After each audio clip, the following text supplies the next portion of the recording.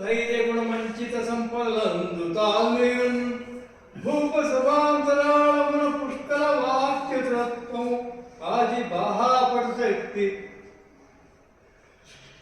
యశమునందరురక్తి విద్యేందు వాంఛా పరిభివృద్ధియు ప్రకృతి జన్య గుణంబులు సజ్జనానికి సజ్జనులందరికీ ఈ గుణములన్నీ ప్రకృతి జన్యంగా ఉంటాయండి. ఏంటంటే ఆపదలందు ధైర్యంగా ఉండడం, భూప అంచిత సంపదలందు తాల్మీరు, ఒక్కొక్కసారి అనుకోకుండా ఏం చేయాలి అర్థం కాకపోయినా ఏం చేద్దాం, వాళ్ళ ఇంట్లో ఉంటాం అనేసి అక్కడికి పోదాం, ఇక్కడికి దాని పేరు ఆ పేరు చెప్తే ఒక సెషన్ అయిపోతుంది.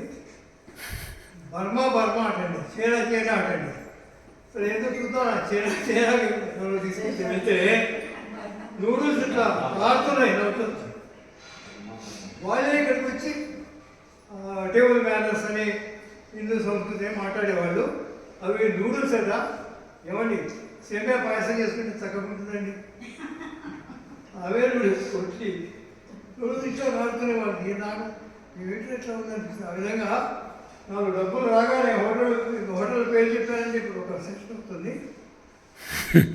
హోటల్ తెచ్చుకుంటూ పోయి తినే బదులు ఏమండి పేపర్లో వారానికి ఒకసారి తిండికి లేక ఆత్మహత్య, ఇటువంటి వార్తలు సార్ అటువంటి వాళ్ళకి ఎవరికైనా గుర్తించడం కష్టమే. ఈ రోజుల్లో గుర్తించి అంచిత సంపద వస్తే ఆ విధంగా వాడితే మంచిది.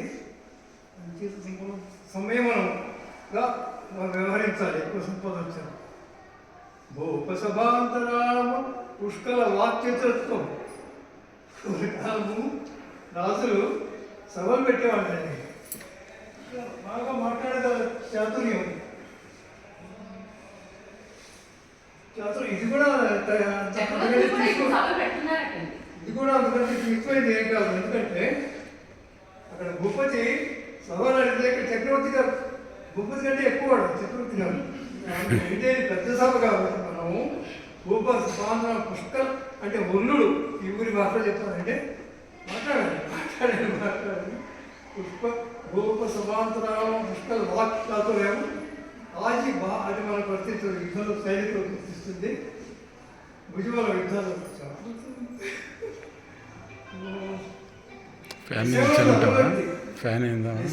కీర్తి అండి. నేను కీర్తివంతుని కావాలి అని అనుకుంటున్నా. ఇక్కడ ఒక తిరకాసు ఉంది. మళ్ళీ ఇంకో ఆయన చెప్పాడు కీర్తికాడు వచ్చి ఉండకూడదు అని చెప్పాడు. వాళ్ళు నిర్ణయించుకుంటారు, మీరు నిర్ణయించుకోండి. కానీ ఇక్కడ ఒక పిట్టకథ చెప్తాను. నేను పిట్టకథ చెప్పడం అదిగో వారు అప్పుడే వాచ్ చూస్తున్నారు. లేదు చూడలేదండి, నేను ఇక్కడ చూడవసరం లేదు, ఇక్కడ కనిపిస్తుంది. చెప్పండి. అంటే పిట్టకథ అంటే నేను ఇప్పుడు సాయంత్రం అలా నడుస్తున్నానండి, కొంచెం కూర్చున్నాను. మా డాక్టర్ గారు చెప్పారు నడిచేటప్పుడు అలసట వస్తే కూర్చుని మళ్ళీ వెళ్ళతో మా డాక్టర్ చెప్పారు. అందువల్ల నేను కూర్చుంటే ఆ బెంచ్ మీద ఇద్దరు కూర్చున్నారంటే వాళ్ళు మాట్లాడుకుంటున్నారు. ఎవరో చక్రవర్తి గారండి, వాళ్ళకి తెలుగు అంటే చాలా ఇష్టపడండి, తెలుగు అసలు స్థాపించారండి. అంతేకాదండి వాళ్ళు నాటకాలు కూడా వేస్తారండి, అంతేకాదు వాడు కొండలు పుట్టలు కూడా హిమాలయాలు కూడా వెళ్తారండి అనుకుంటున్నారు. అబ్బా ఇది కీర్తి అంటే కీర్తి యశముగా అనురక్తి. విద్య వాంఛా పరిభివృద్ధి అంటే మనం పుస్తకాలు చదివింది నోట్లో రాసినదే కాకుండా విద్య అంటే అంతా విద్యానండి. ఇప్పుడు వీళ్ళు చూసి నేర్చుకోవాలి. నేను పట్టుకుని బెట్రాన్ రసలైనా అని చెప్పాడు. Learning by observing. నేను అబ్జర్వ్ చేసి నేర్చుకున్నాను కూడా విద్య. ఈ విధంగా విద్య ఎందు ఇంకా జ్ఞానం సంపాదించుకోవాలి. విద్య అనురక్తి, వాంఛా పరిభివృద్ధి. విద్య ఇంకా పెంచుకోవాలని ప్రకృతి జన్య గుణములు సజ్జనాడే.